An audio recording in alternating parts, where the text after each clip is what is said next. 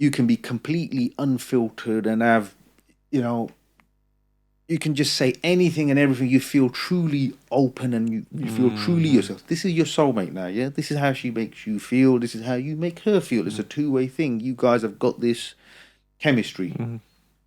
Are you your truest version of yourself when you're with someone like that or in a relationship like that, would you say? What do you think? I was ashamed of myself when I realized life is a costume party and I've been attending with my real face all this time. Shower every day. Brush your teeth. Maintain your standards. There may be days that go by where, listen, you might just not bother. You might not bother showering, but this is where it all just feeds in. It is a vicious circle. So maintain standards. At some point, you need to get a grip and a handle of the situation. You need to get a handle of this, not just for yourself, but for your kids. You become your own, man. Culture's there as a guide. But if culture's stopping you from going out, socializing, because you're scared of what people may say, what they will say, they will talk regardless of you. Right, welcome back to Disqualified Dads.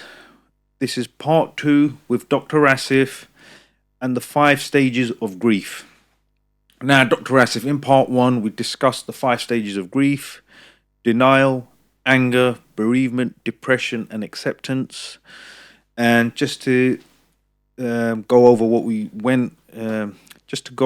discussed in part 1, is that these stages of grief can happen due to a family breakdown, a relationship breakdown, losing contact with your children, losing a loved one, potential bereavement in the family, losing your parents, brother, siblings, and that sort of thing. Yeah. So now, can you continue on from part 1 and literally just do a live coaching session for those out there suffering and going through this now? Let's lay out the mechanisms of what to do, how to survive, how to get past the bereavement, depression, and to the acceptance stage, and get them to a place where they can at least navigate through the chaos and come out the other side. Yeah, cool.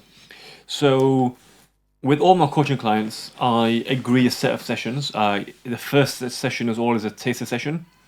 We call it setting the scene. So we set the scene, we get the backdrop, we get the context of the patient. I don't like to say patient, or I say client rather. Not customer, but client. Patient makes them feel like they're ill. Yeah, I think that's That's so client, a negative sort of word. Yeah. A client rather, yeah. So we used to say back in the day service user, but then that got bad rep as well, because people think service users are addicts, right?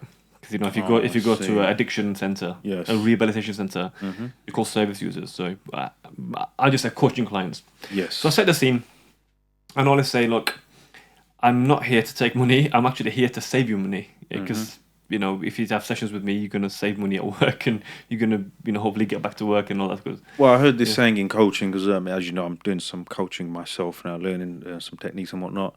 And they said the quicker you are made redundant, that's what you're trying to make yourself redundant, effectively. Yeah, exactly, 100%.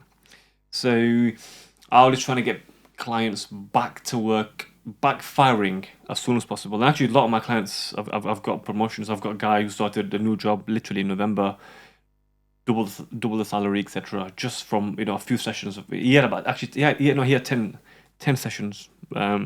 Different man. Okay. So depending on the level, obviously, if you've got divorced, you were married for 2 weeks, you probably won't need any coaching. I'll say, look, I'm not going to waste your time. One night stand, just get over it. Just move on, boys. The one night stand, she doesn't love you. She never did. It was just a little fumble in the dark. Move on. Yeah. So obviously, if you're married for decades and yeah. Actually, I know. By the way, I know doctors. I've known both doctors. I've known the husband and the wife. Okay. Who have been married for 20 odd years and they got divorced. They're in their 50s or 40s. Yeah. So it's difficult, man. And the kids are teenagers, right? And then you got to navigate co-parenting, all that kind of stuff. So it depends. So I'll say. Okay, so let me try and set the scene again. It is a middle-aged father, mid to late 30s, early 40s, 35 to 45. Say for argument's sake, 2.4 children, married.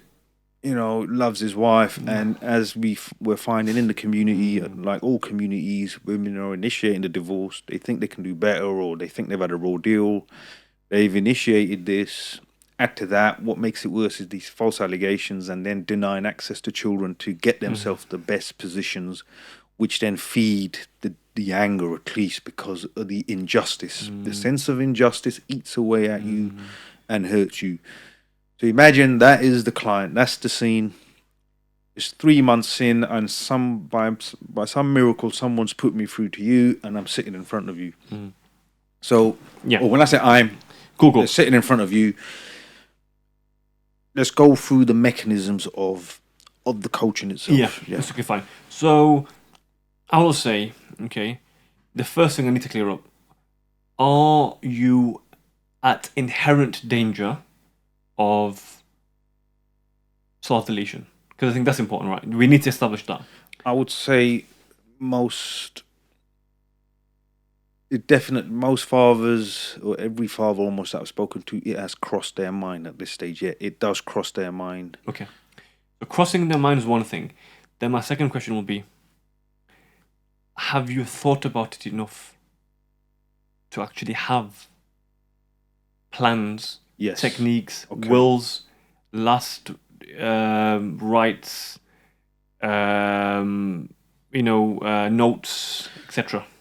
Yes, and what a lot of fathers say to me is this is the cycle of self-deletion, where initially you think, I don't want to be here anymore. Number one. That is followed up by, what if I just go sleep at night and don't wake up, hopefully? That's number two. Then you think, I'm involved in an accident. If you're riding a bike and you think one little turn there, all that pain is gone or it's over. Or if you're driving on a motorway, you think, one little turn that way. It's not self-deletion. It is an accident. And then, unfortunately, what happens with most fathers in most cases, and the pattern I've seen is, that thought leads on to the following thought, I'm going to say. And like I said, this is a pattern that I've noticed.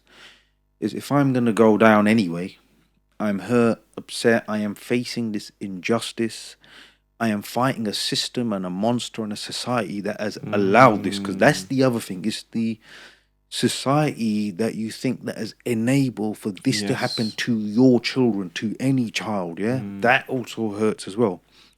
So then you think, vengeance, anger, that leads on to anger, vengeance, and then those that are hurting you and your children, you think, if I'm going to go down anyway, you have these unfortunately dark thoughts about the perpetrators. Yes. So then you think, I'm going to go anyway, maybe the perpetrators of this they can go with me. So that is the chain of thought that seems to follow most fathers at that stage. So that is what I would say to you. So how would you then respond to that? So again, these thoughts, by the way, are very logical. I'm not saying they are reasonable. I'm saying they are logical. Okay? Yes. And I'm not saying they are proportionate, and I'm not saying they're acceptable, but they are logical. Logical by as it's human. These are basically, it just makes you human to have these thoughts. But I give you an example, right? So what I mean by logical is they're stepwise. Something that's logical is stepwise. This and then this, because of this, X, because of Y, Z. It's logical, right? It's very action, reaction. Yeah, exactly. Yes. And men are logical. Men are logical. And I can tell you, as a doctor, over the last kind of 12, 13 years now, women attempt suicide much more than men. I would say 2 to 3 times more. It's always quitting the wrist. They attempt more. By the way. Men commit self-deletion 2.5 to 3 times more.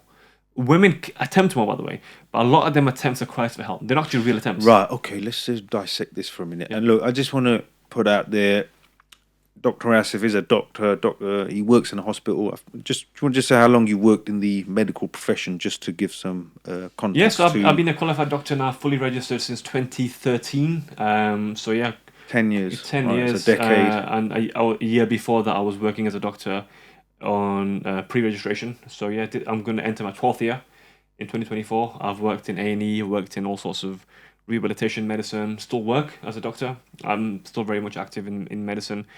And the figures I give you are from experience. I've So seen it. this is hands-on knowledge from the ground up. Yeah. So that's how you're backing it up, right? Okay. So you're saying women attempt it Yeah. more, but Yeah. it's more just a cry for help rather than Exactly. to do a proper job on it.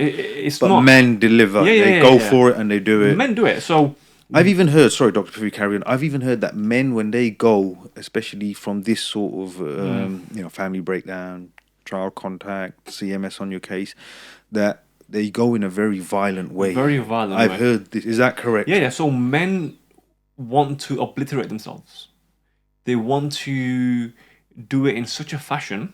By the way, we link in the end of this. We will link a link to Samaritans, which I think is very important. We'll put a link up, and I think Yes. Samaritans is a charity which helps anyone who's got these kind of ideas about self-deletion. I think Samaritans do a great job. The 24-hour helpline, I recommend them to everyone listening who's got even an inkling, an iota of feelings about this. Yes, and reach out to us as well. Look, if you got nowhere else to go, listen, drop me an email, put it in the comments. Obviously, you don't want to put it in the comments. Drop me an email. I will try and get back to you. Leave your number. I'll call you back. We'll talk anytime, day or night. If you're that, Exactly. Before you decide to go, just give me one ring first. Yeah, worst case scenario. Absolutely, all right? absolutely. And Sorry, hopefully, doctor. No, not at all. Hopefully, you can find some benefit in these sessions me and Farouk are doing. So, what was this? Yeah. Sorry, you were saying women attempt it. Yeah. So men deliver it. Exactly, women attempt it. I give you examples, right? So, Friday night in A&E, like tonight, right? Friday night in A&E. I've worked there plenty of times. Women, usually 16, 17-year-old girls, broken with a boyfriend, 18-year-old girls, broken with a boyfriend. I've taken some paracetamol, or I've cut the wrist, or have taken an overdose of benzodiazepine, sleeping tablets, etc., and then rang the police saying I've taken an overdose, or rang the ambulance. If it was a genuine self-deletion attempt, you wouldn't ring anyone. You'd actually just do it silently. But obviously, to trying to get back at the boyfriend. And it usually is, they taken a set amount, and that's why paracetamol now, now there's a limit, you can't buy a certain amount. Before, this is only the last 10 years, by the way, before that you could buy so many paracetamols. And overdoses were very common. Liver failure, then you die from toxicity. And then they'd phone their boyfriend, or ex-boyfriend rather, saying I've taken this amount of paracetamol, exact amount. Yeah, it's a cry for attention. Right? So women do it 2 or 3 times as much as 2 or 3 times higher rate than men do. Men won't tell anyone. At best or at worst, depending on what way you see it, they will leave a note.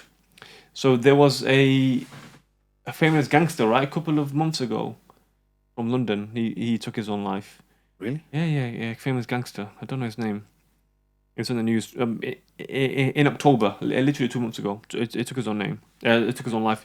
He wrote a note, and he just shot himself. Right. So men shooting, falling off bridges, hanging, all this kind of. Obviously, I don't. Let's not go too much into it. I'm not. Yeah, morbid. Exactly. We're trying to get him away from it. You're giving him ideas. Exactly. I don't. He can play this out. But what I'm saying is, men do it in ways which leaves no trace, which has a very, very high chance of success, very low chance of failure, and has a very high chance of complete obliteration. So there's no trace. They do it because they think, I'm in so much pain, the opposing force must be equal or greater, right? The force that's going to hit me, and that's why I said train or whatever, it's bus or something. It's something, something equally heavy. Okay. It's not a peaceful way. Okay, yeah, so basically, just to summarize that, they want to try and make sure they get it done. And from my research as well, and from what I've been told by others and the research they've done, is that unfortunately men go in a bad way. Yes, I'll say no more on that. But you're saying that you asked them that, and would they legitimately tell you though? So No. So let's say I am on that borderline where I am legit, but what's to say that? I mean, do you expect them to answer? Do they normally answer that honestly or not? I think if you're a good prober, then you can get some ideas. But a lot of men won't tell you. And you saw with Gary Speed. Gary Speed is the football pundit. Okay. Was presenting TV the day before. A few hours later, Gone. was no longer alive. Yeah. Okay. So Okay, so let's move on. Let's move on from that bit. So when you're in, you know, you've got the uh, person you're coaching in front of you. You've asked them, look, are you a serious danger to yourself or anyone else? He says, well, I'm not feeling great, but you know, I'll try and not do something, anything stupid. That sort of answer. So Yeah. carry on from there, if you Okay. could please, Doctor. Okay. Yeah. Then, because I believe in effective sessions, right? I don't want to long it out for months and months and months. I'll just say, what are 3 things that you are feeling more strongly? You can say 1, even better, but 3 is a good number. What are 3 things you are feeling most strongly? Usually it is regret, I wasn't a good husband. That's why she left me. Okay. And secondly was I'm missing my kids. That's usually probably either first or second, but Right. they're only the first 2. And number 3 is I feel ashamed or a failure. And that I could say 95% of my clients give that answer. So the humiliation. The third one's the Yeah, humiliation. social failure. taboo. And yes. Okay. so first is always I miss my kids a lot. Second is I regret either not being a present husband or a present father or a good enough husband, blah, blah, blah, blah. I let myself go. I wasn't in shape. All these kind of what we call in psychology post hoc rationalizations. Post means after, hoc.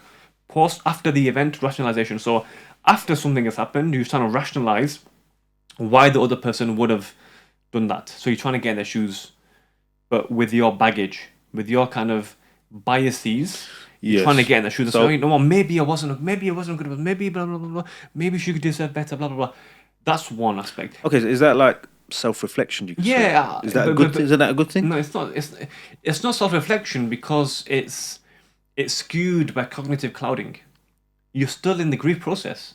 Self-reflection is good when you come and get it unemotionally. So once you've passed acceptance. Yeah, exactly. So it's no good at that Yeah. stage. Right. So you can't self-reflect when you're depressed or you're angry. Because you're not clear in your thinking. It's a bias, right? It's called a cognitive bias. Okay, fair enough. So you I can't understand ever that. self-reflect. Self-reflection has to. Why do you think the Buddhists and the yogis they self-reflect when they're calm? Yes. Okay, so it's not a good time to No, self-reflect at that stage. no, Yeah. it's not because you're either gonna Your reflection will be biased because Yeah, of of your course. depression, bereavement, anger. exactly. So your self-reflection is either gonna be too harsh towards her or too nice towards her. Or yourself, though, because you're reflecting on yourself, innit? Yeah, but as in self-reflection is you can't reflect a dirty mirror. Okay. Think fair about enough. it. You're clouded, right? You're not Yes. clean yet. You need cleaning. Okay. Yes, the picture's not going to be clear. Exactly. Yes, so clouded. don't self-reflect when you're angry. Your judgment is clouded. Yeah. So yes. so they're the 3 biggest things, and I say, okay, we're gonna tackle all 3 of them in the next 3, 5, 7, 8, whatever sessions. Sometimes 12 sessions. I've only had 2 clients in the last kind of 4 years that have done 12 sessions. Most have 6 to 8. Some have 10. Some hard ones have had 12. But that's like childhood abuse with marital abuse, by the way. it's deep And then- layers, Yeah, yes, deep layers. yeah, Actually, okay. abuse in marriage, and then lots of things, and then that's a long case. That's about 3 months worth of coaching. But yeah, usually 6, 8 weeks. So I'll say, okay, over the next 6 to 8 weeks, we're gonna cover all of them. Okay, so go back to the 3%. So they normally come out, like you said, the 3 emotions you come out with. So I say to you, okay, look, the last one was humiliation, and you said, what was the other 2 again? Regret, Regret. and then second is just missing, like Right, sorry, bereavement, missing the children or the partner, Mm. and potentially humiliation, taboo community. especially in this community. Yes, definitely. So, Yeah. how do you, at that stage, what do you say to them, or how do you respond to that? So I said, let's tackle one at a time. Okay, the first 2 weeks will And be. just to clarify, if he says those 3 things, that's good for you as a coach. Yeah. Like, because that's now, you know what you're dealing Yeah, with. I've got a structure. Okay, so what he's feeling the most. Okay, so he's now presented that, and that's what 9 out of 10 times fathers are feeling. Yeah. Carry on from there. So we've got a structure now. So we structured the first 2 sessions on regret. The second 2, provided they did take 6 sessions, which I recommend 6 sessions, by the way, minimum. 4 to 6 at least. The first 2 we'll do on one of them. The second 2 we'll do on another. And then we'll finish. Depending on if one of them is quite weak, I'd only spend a week on it. Okay, so can we go into that a little bit? Like, Yeah. I mean, I don't. I mean, you tell me which one.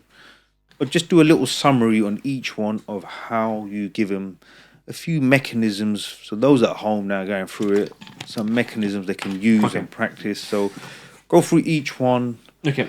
a short summary Yeah. of each one and some mechanisms of what they can do this Christmas, the New Year, Yeah.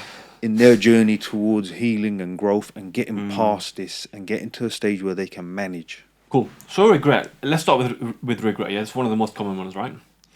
I want to say to my clients, regret is actually a positive emotion. Do not see it as a negative emotion. The only people who do not have regret is psychopaths and serial killers, right? So actually, the fact that you've got regret is a human thing. Those with personality disorders, they don't have regret. They don't have regret. Yeah. If they have no self-awareness, right? The fact that... That's true, yes. You Okay, know? that makes sense, yeah. Yeah, so the fact that you've got regret means at the core, you're a good guy. Okay. At the core, you're a good guy. And let's unravel the good guy in the next few weeks, right? That's my job as a coach, to unravel the good guy. Right. Not nice guy, good guy. The difference between nice and good, right? We want to be good guys. Good, honest, virtuous, hardworking guys. Not nice. Nice guys are not good. Nice guys are simps, right? Finish last. Finish last, yeah. So good guys, you want to be a good guy, right? Okay. Not a nice guy. So I always talk about nice, good versus nice. So that you got regret, okay? So that's good. So tap yourself on the back. You've got a good, you've got goodness there. We can work on that. Okay, why do you regret and what do you regret? So we talk about the regrets they have, etc., etc. And the gist of it, to summarize, I say the reason why you should not have regret. Okay, you were doing the best thing you knew at the time in the context. And if you could go back, you'd do the same thing again. It was your first time. I'll say to them, be less harsh with yourself. Don't beat yourself up. It was your first time living that day as well. Forgive yourself. Yeah, so you're living that day twice now. But when you were living it, it was the first time you were living that day. You understand? So be less harsh on yourself because you were living the marriage for the first time. You were living that moment for the first time. Right, okay, I get you now. So that moment has been and passed, and it was the first of that moment it's happened. Yeah. So you're doing post-op rationalization, and they say hindsight is 2020. So it's no point reliving that moment again and saying I should have, would have, could have. Exactly. Yeah. Because most likely 9 out of 10 guys with your upbringing, with your means, with your relationship dynamics, and with your understanding of relationships would have done the exact same thing at that time. In that time. So in that moment, in that context, at that time, with your tools, resources, mindset. So do not be harsh. So regret is only in the past with the lens of perfection, right? Okay, so what I extract from that is forgive yourself. Forgive yourself, yeah. Be forgiven. Be forgiven. Yes, doesn't mean you can't learn for the next marriage or next relationship. But don't be so harsh on yourself. Yeah. By having that regret, you're punishing yourself to a certain degree. Exactly, and you can't ever grow. So by having regret, you go into something called a scarcity mindset. So you say to yourself, that moment has passed. That moment has left me in debt. Instead of saying and having a growth mindset, so Carol Dweck talks about growth mindset. Instead of saying every single moment that has passed, I learn from.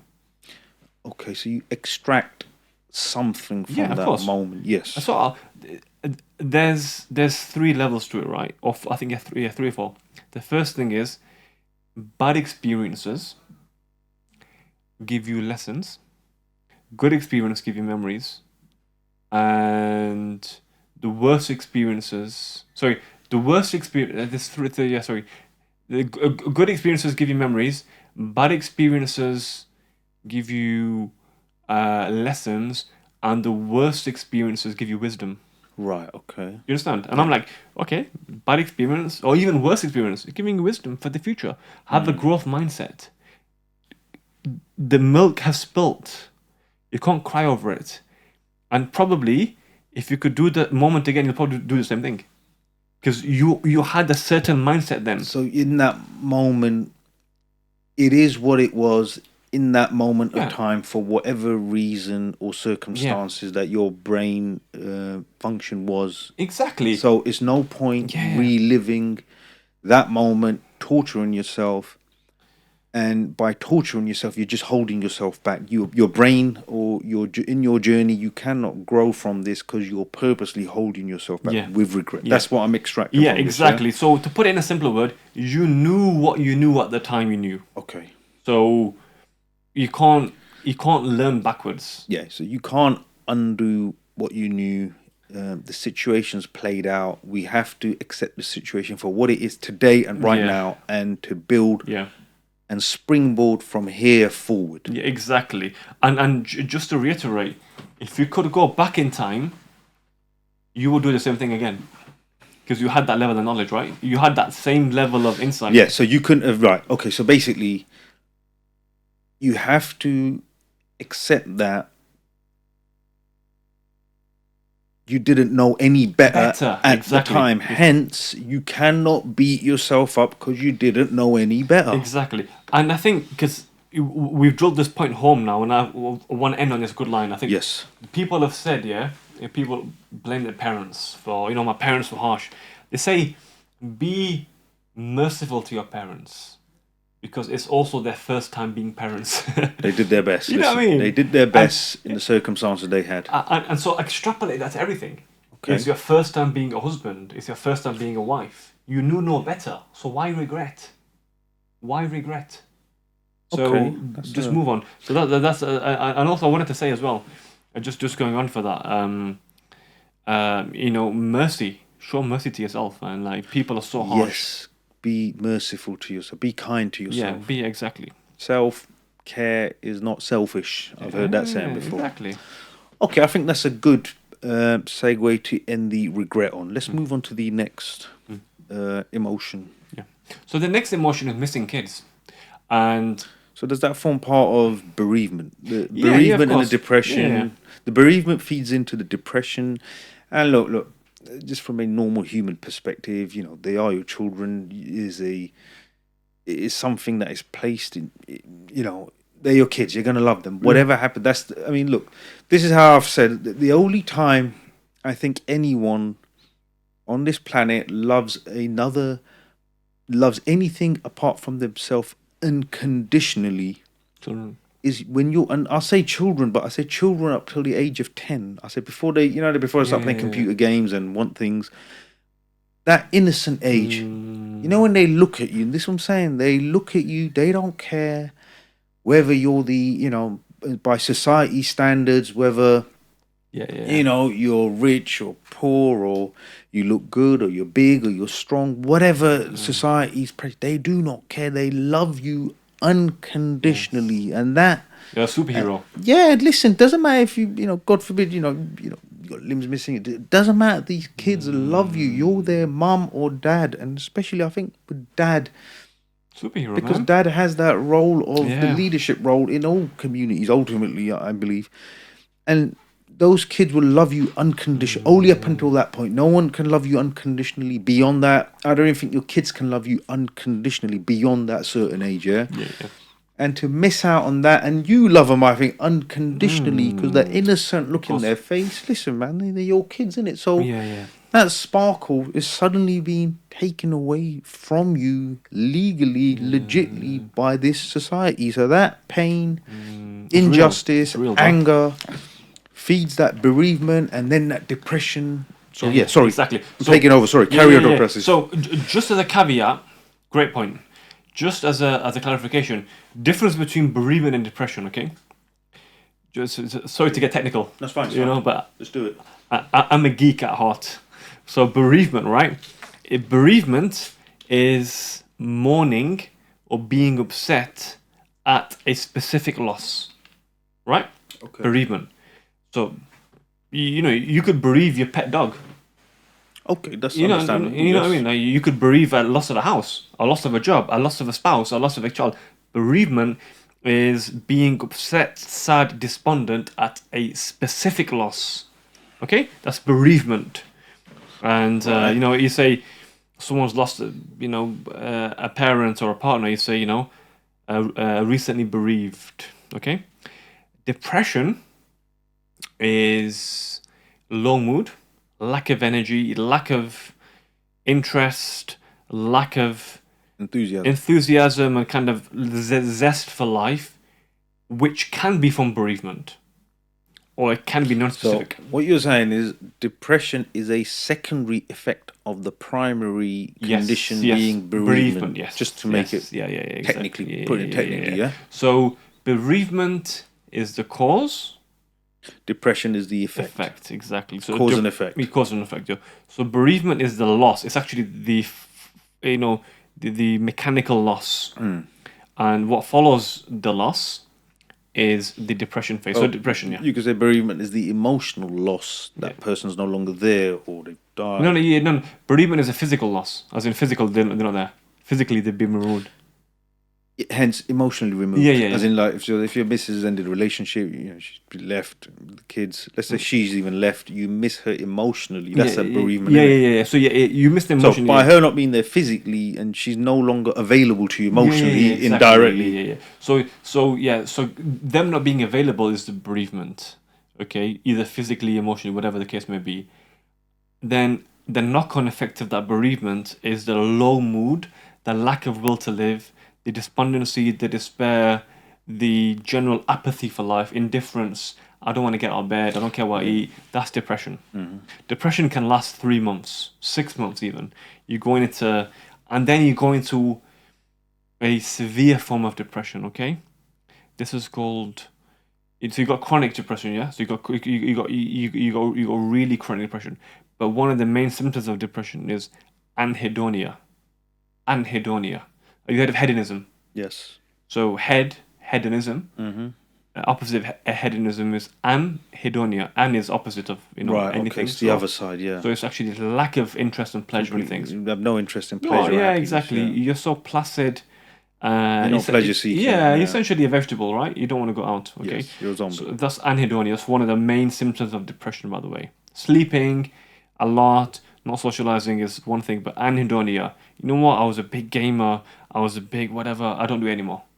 I was a big football podcast, whatever. Used to love that. And people know you for that. But then you said, I don't do it anymore, and that's like severe depression, right? Because you're like, this person from age 8, he's all he's been doing is collecting cards, and he's been doing jazz and piano or whatever, and then he's lost.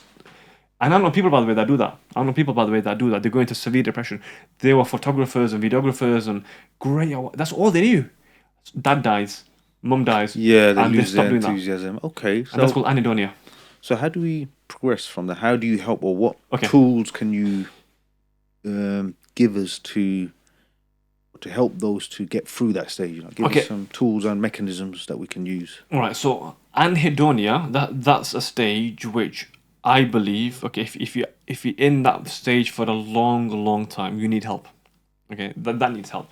Okay, that's not normal to be in that stage for months and months and months. Okay, that's an intractable state. You need help. Either you need a medical doctor's help who can do CBT, talking therapy, etc., etc.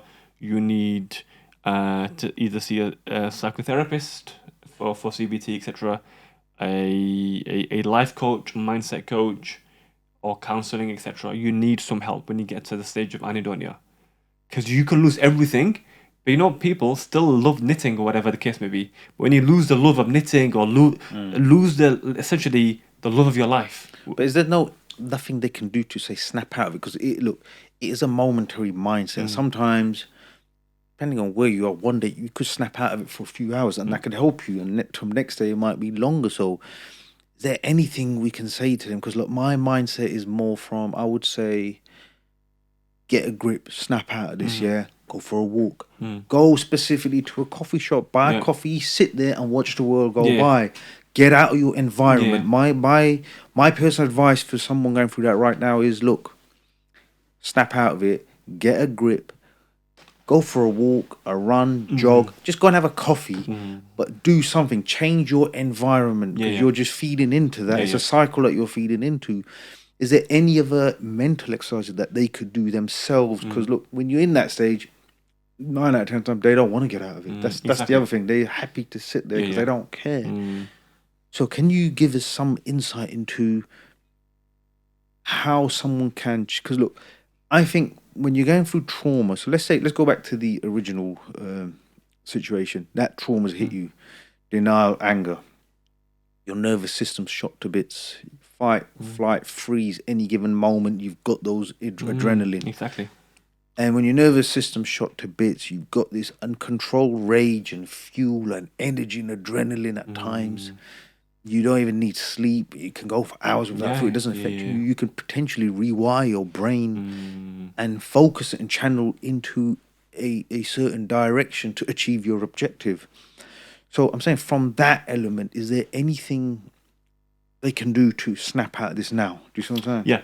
So, okay, practical advice I can give you, okay, is be around people. And it goes back to what I said initially. Coffee shop. Go for a coffee again. Yeah. So you can't fight this alone. And even if that person doesn't know you, you're in a coffee shop, the fact that you're around, buzzing environment, people speaking, you're around, other people talking, you're in a social environment, that does something to your physiology, that does something to your pheromones, that does something to your psychology. So definitely going out and coffee shops, etc., going for walks is very, very good. I would say third thing, and probably the most important thing actually, is get physically fit. Okay. Walking is great, running is better, swimming even better, weights is even better than swimming. So that's the order. So physical activity, do some physical. So, okay, so this is how I'll narrow this down, yeah? And I'll talk straight to the camera now, yeah? My direct advice, and Dr. Asif, obviously doctor advice as well, change your environment. Go to the coffee shop, go for a walk specifically, go to a coffee shop and have a coffee, latte, whatever it is, tea. Just sit down and just have a tea in a coffee shop on your own if you have to. Change of environment might just help you see things differently momentarily. Now, if you're feeling a little bit stronger, you got a little bit more enthusiasm, from that walk, turn it into a jog. Yeah? So start walking. Tomorrow morning, that walk could be a jog. That jog could be you running 3 miles in 2, 3, 4 weeks. You have relentless energy and fuel. You need to channel that now. That will clear your head. That will help you think. And the third thing, to build further on that, I would say, if you're used to going to the gym or used to go to the gym previously, go to the gym. Go do martial arts. Go do your Brazilian Jiu-Jitsu, Wing Chun, karate, whatever it is. Go do some sort of discipline in a different environment. As Dr. Asif said, if you were a swimmer before, you like swimming or just want some exercise, not too go swimming. But start those activities now, yeah? And I will say at this stage as well, you being in that chronic depression, for me personally, I think you're just feeling sorry for yourself. You're playing the victim. Stop playing the victim, because when your subtext is I'm a victim, you will become a victim. The real victims are your children. Those innocent little faces that love you unconditionally. They need you to get a grip. They need you to pull yourself together and rescue them. Yeah? You've got a job to do. So snap out of it and get to work. Sorry, Dr. Asif. Let's move on to the... Do you want to add any more to that? No, that's true. Add a little bit to that. Go on, Dr. So Asif. that's a powerful message, and you can let your circumstances dictate your next move, or you can shift your mindset from being a victim to being a victor, and you can say things didn't happen to me, they happened for me. So if things happen to you, you inevitably adopt a victim mindset. Things, why me? Why me? Have a mindset of a victor, of someone who's victorious. The Invictus mindset. If you read the poem Invictus, which is written 150 years ago, I believe, and in that poem, the poet writes, "I am the captain of my soul. I am the captain of my soul. I am the master of my destiny." And you can steer your life choices in such a way that you essentially become the captain of your destiny. Yes. So one foot in front of the other, and 1 millimeter growth is still better than stagnation, and it's infinitely better than regression. Do not go back. Open the blinds, open the curtains, just get out, get some fresh air. I cannot stress the importance of morning sunlight, by the way. On your mood, wake up, shower, cold water on your face, and just get out. You will love it in the end. I can guarantee you. Nobody's ever stepped outside and regretted it and gone back inside. You will feel the endorphin rush in the morning.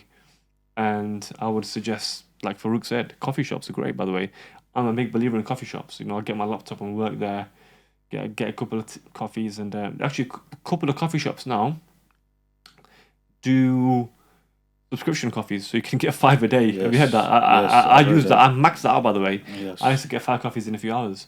And some coffee shops, especially where near where I live, they do like £5 for unlimited refills.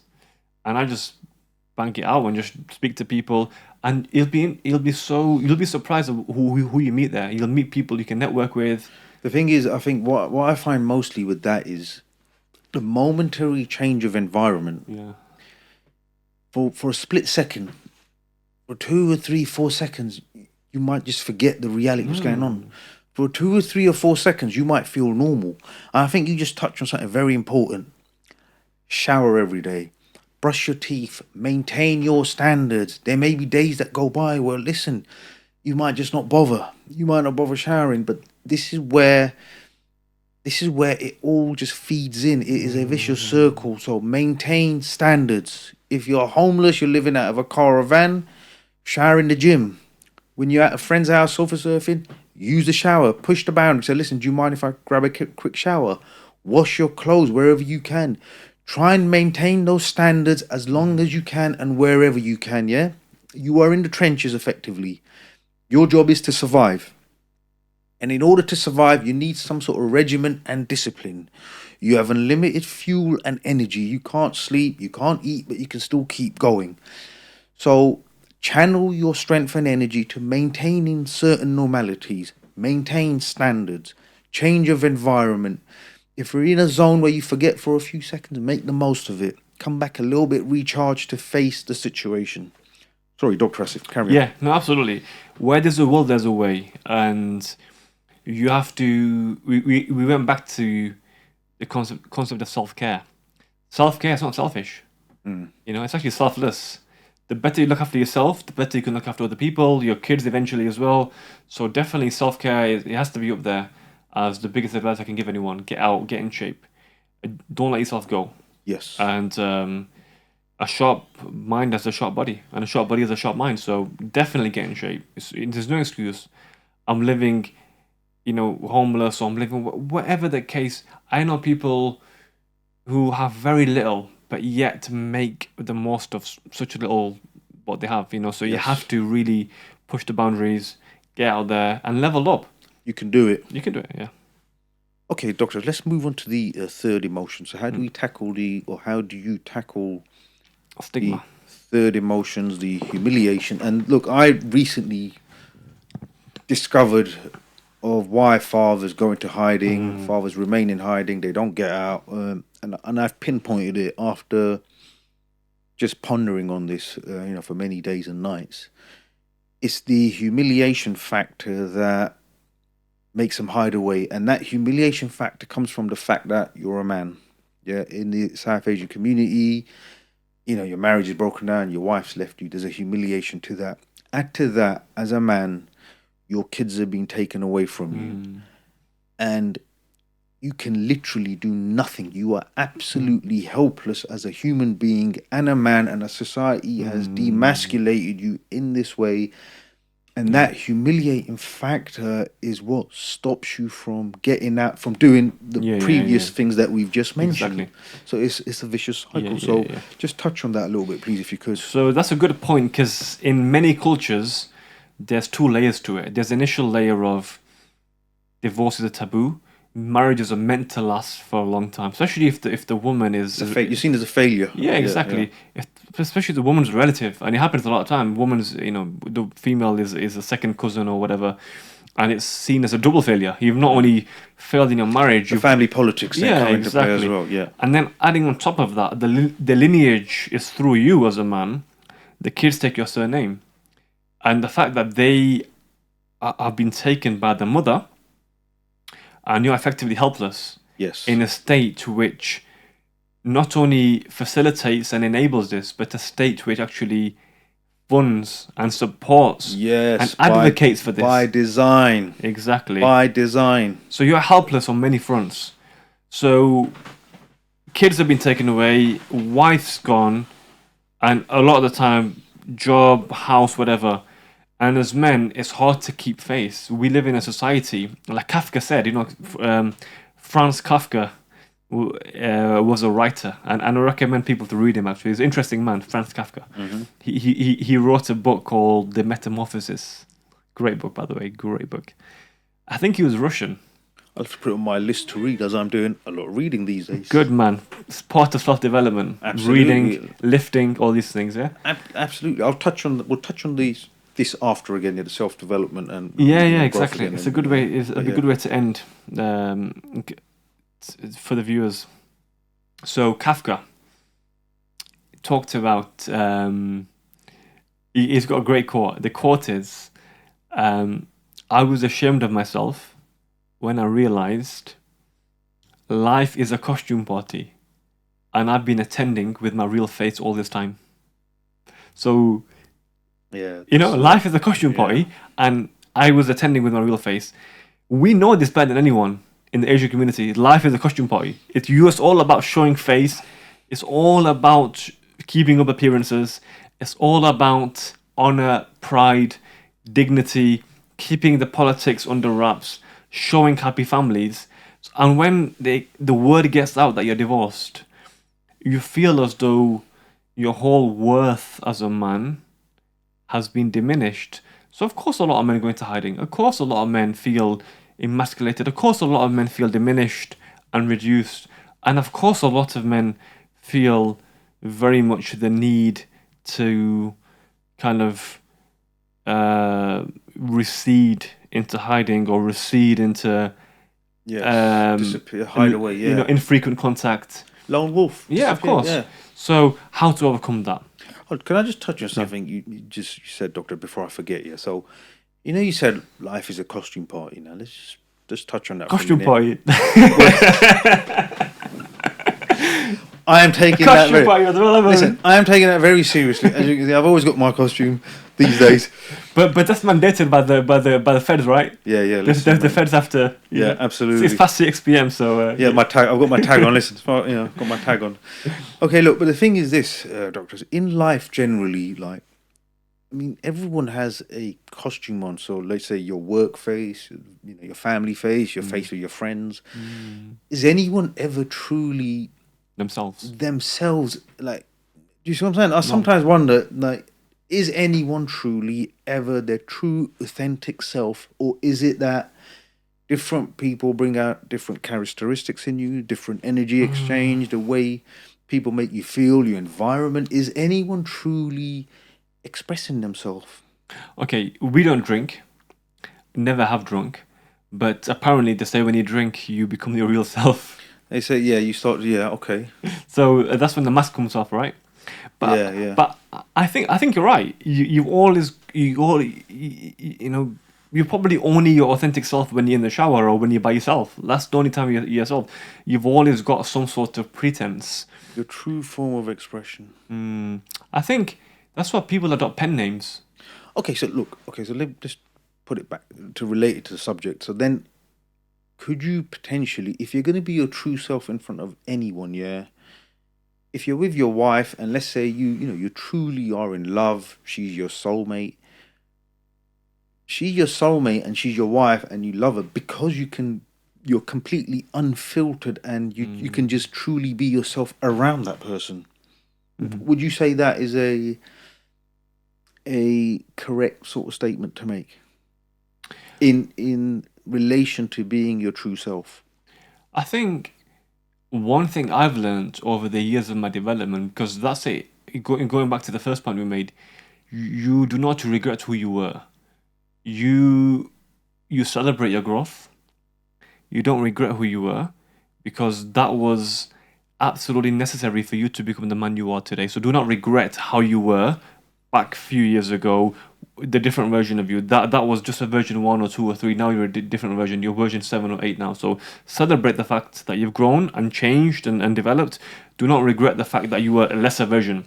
Okay, I don't mean from a version of regret. I don't mean from a regret point. I'm just from an expression point of view now, and this idea about the costumes, right? Yeah. If let's say you're with a woman now, yeah, for argument's sake, you met a woman, you bumped into a woman now. After all your experiences, all the ups and downs, let's say we've both gone through with our kids and our divorces and whatnot, yeah. You've met a woman, right?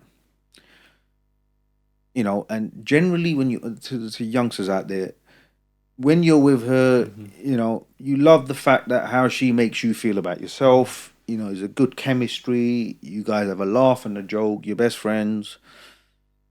You can be completely unfiltered and have, you know, you can just say anything and everything. You feel truly open and you feel truly yourself. This is your soulmate now, yeah? This is how she makes you feel. This is how you make her feel. It's a two-way thing. You guys have got this chemistry. Are you your truest version of yourself when you're with someone like that or in a relationship like that, would you say? What do you think? Just touching on relationships now, as we're on the subject. I think... Or what is your version of, or say, when you were maybe in love one day, back in the day or whenever it was, or maybe you still are or are now, would you say that version of you is the honest expression of who you are? The most honest form of who you are? I think you have to have different masks. It's very important, right? It's very important. Yeah, but in that moment, it's not a mask. So you put your mask for the world, yeah? You put your mask at work. You have to be a certain way at work. You know, you have to, in certain places and environments, have to be filtered to a certain degree. Obviously, around mom, dad, brother, sister, you have, you know, you're a brother, an older brother, the older son. You have to play those roles. I get it. But when you're with that person, the one, the soulmate, she's your soulmate now. She, you know, you just love just being with her. You just free flow. Is that the true you in that moment? I mean, I don't put you on the spot. What do you think? Like, what do you think? Like, what is your perception of this? Good question. And the answer is yes, it should be. You should be the truest version of yourself when you are with a woman who ticks most of your boxes, makes you happy, makes you fulfilled, gives you peace, gives you fulfillment, gives you support, admiration, respect, most importantly. You can lower your guard because you know she won't descend into disrespect. You know she won't descend into squabbles and she won't leave. Yeah, you just touched on something very, like you can lower your guard. Yeah. When you're with someone where you're not guarded, you don't have to worry about what's going to come out your mouth. That has to be the... It's priceless. That is it, man. That's so beautiful, man. So if you got a woman like that and your relationship's like that, keep going. Don't upset her, yeah? That's true. You can lower your guard. You know she won't judge you. You know she won't get upset, throw the toys out the pram, or in many cases be on the phone to her mum on WhatsApp and she doesn't she doesn't back. Yeah, I'm talking about a woman like that. You have that. She doesn't badmouth you to her mates, her mum and dad. None of that. That's gold, bro.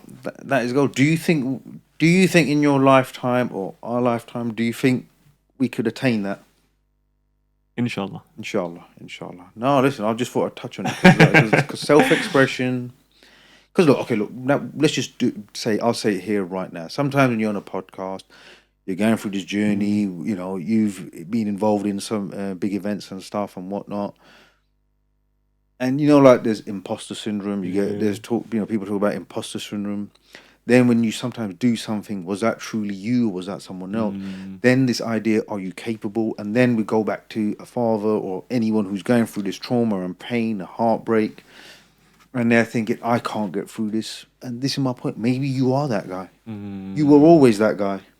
Yeah. It just needed something to bring that person out. Yeah. You were that superhero. Exactly. You needed trauma to unlock the next level of you. And I think trauma is not nice. I'm not saying it is nice, but it is necessary. Nice and necessary sound very similar, but they are different things. We don't care about nice. We care about necessary. Do what is needed. Trauma is what is needed for you to unlock the next stage of your self-development. And we talked about books earlier. It's a fantastic way to self-develop. Read books. And a book I cannot recommend highly enough is How to Win Friends and Influence People. Fantastic book. Written over 100 years ago. About 70, 80 years ago. Still remains relevant. One of the best ways to develop emotional intelligence is how to influence people and win friends. And I think if anyone can read that from the viewers, they will be a long way ahead compared to a lot of other people listening to the podcast. So please do read that book, reread it, get it on Audible, listen to it on YouTube. That's a hugely important, beneficial, concise, and very easy to implement book. It's got 7 strategies of how to become a people person. And for me as a doctor, that really, really helped me. I used to get patients who were not listening. Like they would go into diabetic comas and, addiction, drink and alcohol and drugs, etc.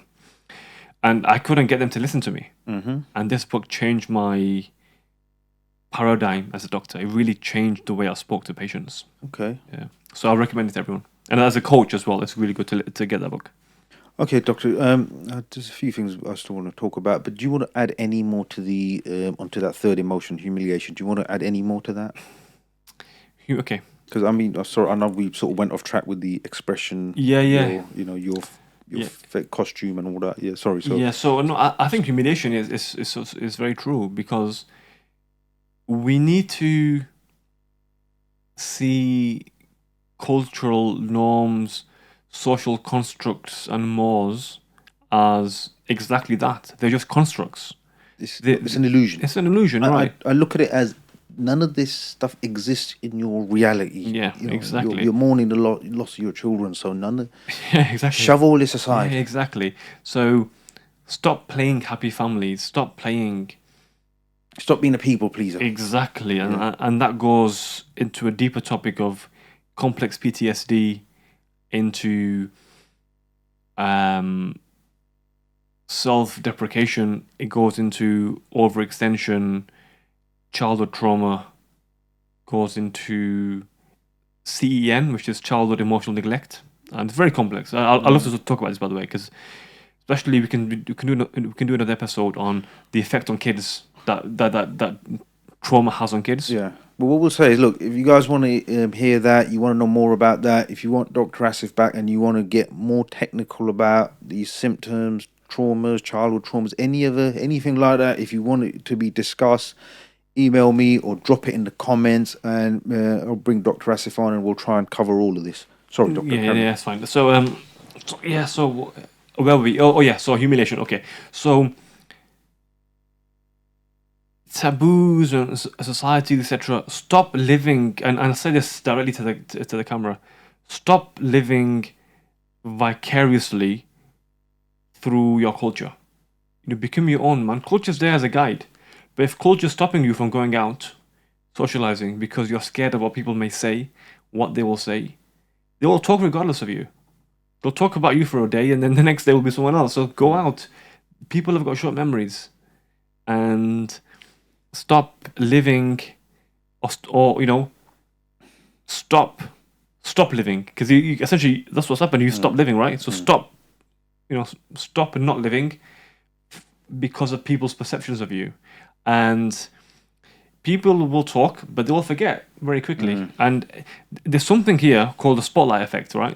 You can Google this, the spotlight effect. Yeah, have you heard about this? Yeah, I've heard about it. So we overestimate how people perceive us. We think we're in people's center of attention. Actually, people don't really care about what they do, and that's one of the biggest truths out there. People don't really care. See, I call that my own terminology that I put is you're living in your own head. Yes. Yeah, you think the world, they can see what you're seeing, what you're thinking. It ain't like that. Yeah. Exactly. People have got their own lives. They're super, super busy, and be authentic. Like even with your podcast, I love the fact that you're authentic. You're genuine, unadulterated. Pardon the pun. You're undoctored. Yes. Yes. So you are doctored now for 4 episodes, but and it's the fact that people appreciate honesty, Because we live in a society where I know people who have been divorced and nobody knows, and they found out after 10 years. Yeah, listen, I've heard these things because they get so, yeah, because it's that taboo. People hide Yeah. away. See, I just want to touch on that a little bit. First, if you can hear some beeline, that's from the studio next door. So I just want to apologize about that. That's the only problem with hiring a studio. Like, you ain't got your own space. Like, you know what I mean? So yeah, apologize, ignore the beeline. Now, I just want to touch a bit more on this now, yeah, because we've fully now dived into this, yeah. This living in your own head, look, you're going to go through all of these symptoms. You're going to go through pain. In some cases, this pain will continue on and it will last. And doctor, as you know as well, when you're not with your children, there will always be that certain element of anger, maybe as well. That will resentment will be there. Why me? But it's how you deal with it. Now, look, you're allowed to hurt. You're allowed to be down, and you're allowed to be depressed for a little while. What I'll say to you is, like I said, you need to put your children at the forefront of your mind now. At some point, you need to get a grip and a handle of the situation.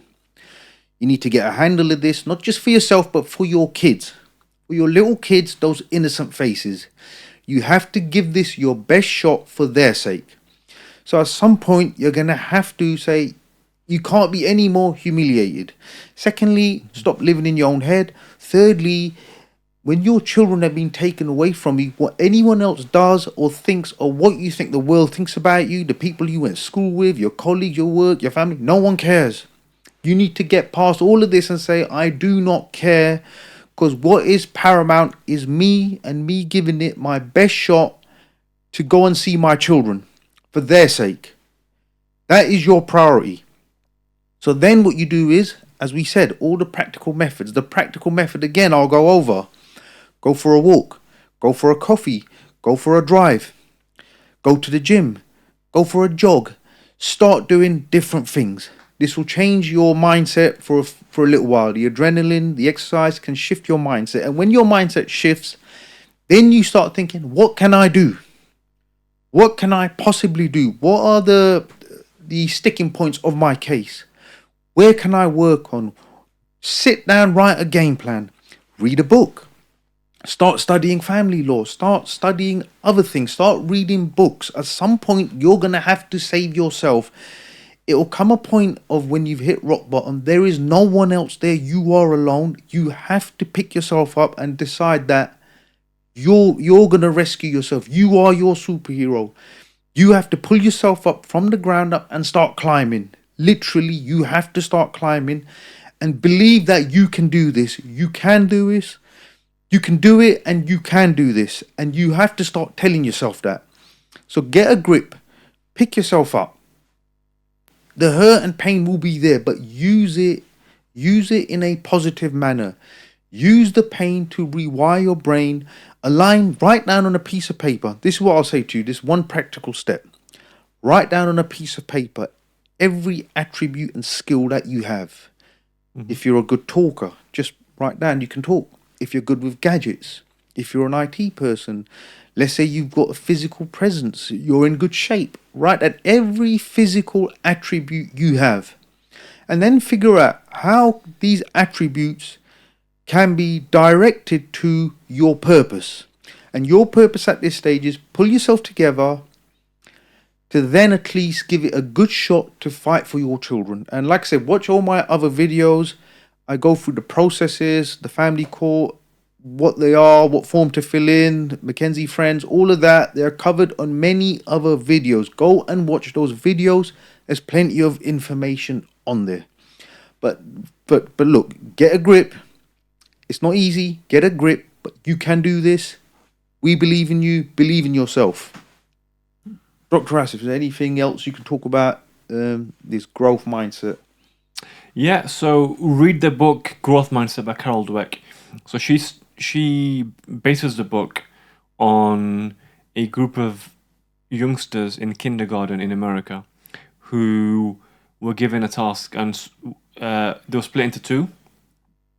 One of them, I can't remember the exact backdrop, but the ones that said the task is too hard and they didn't want to do it anymore, That was one group. The other group was those that found the task hard but wanted to keep going until they solved it. Okay, they wanted to be pushed. They didn't mind failing, and one of the first group liked succeeding. They liked to pass. They liked to look good. They got followed up. Those that didn't mind failing did better because they didn't see failure as absolute. They didn't see failure as the end of it. They just saw failure as one more attempt towards success. They just saw failure as what I mentioned earlier, a necessary step towards success. So that's a growth mindset. Growth mindset is things happen to me, things happen for me, but you must keep growing and you know, I would say grow and glow. Yes, I would also add to that, your circumstances do not define you. Your circumstances do not define who you are. You define your circumstances. And I think it's just a matter of, there's no secret. Listen, there's no secret here. You just need to decide to now get up and do it. Yeah? You need to decide and get up and say, I'm going to get through this. I am better than this. This will not be my legacy. I am going to grow from this. Use this pain, use this trauma to grow and excel and become the person that you can be. Reach your full potential. You can do it. I believe in you. You just need to believe in yourself. Dr. Asif, thank you for coming on again. Pleasure. What we'll do is, depending on the comments and the response we get, if people want to see more of you, more of us together, and to try and dissect some of this, if they want us to get more technical into the medical terms, depending on the response, I say we give the people what they want, and we continue to make these videos to put the mechanisms out there of how to survive, how to get through, and just try and empower those going through trauma and pain, especially fathers who have lost contact with their children. Is there any message? I mean, look, Dr. Asif, I don't obviously go into your personal situation too much, but is there any message you want to put out to maybe your kids, my kids, the alienated kids out there? Any message for them that are growing up? Because they're young. They could be young men who grew up without one of their parents. So very important. Take a couple of minutes and put a message out there for all the alienated kids.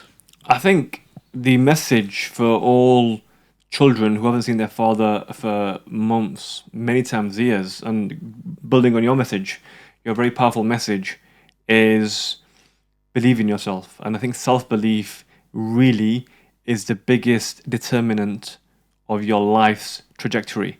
So believe in yourself, okay?